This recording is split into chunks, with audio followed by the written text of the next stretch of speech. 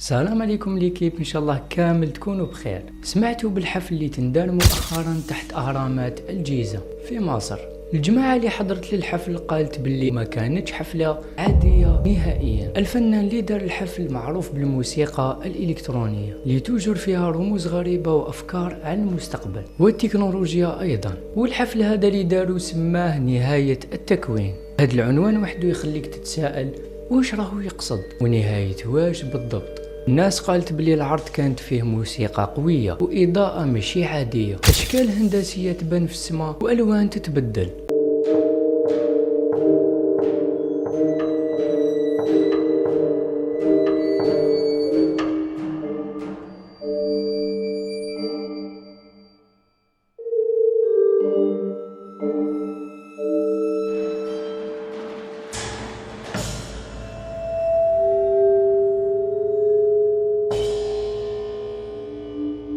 ليكيب شغل كاين طاقة انورمال في هذيك البلاصة. بعض النظريات تقول انه ما كانش مجرد عرض فني بل تجربة فيها رموز عن اتحاد الانسان بالآلة، وكأنه رسالة عن بداية عصر جديد وين التكنولوجيا تولي جزء من الوعي البشري. وزيدوا الاهرامات معروفة بالغموض تاعها من آلاف السنين. الناس اللي حضرت الحفل تقول بانه كاين طاقة انورمال في هذيك البلاصة. تخيلوا معايا حفل الكتروني في وسط هذه البلاصة، الضوء، الموسيقى، الرمال، كلش كان يعطي إحساس كأنه راهم يديروا في طقوس ولا تجربة روحانية.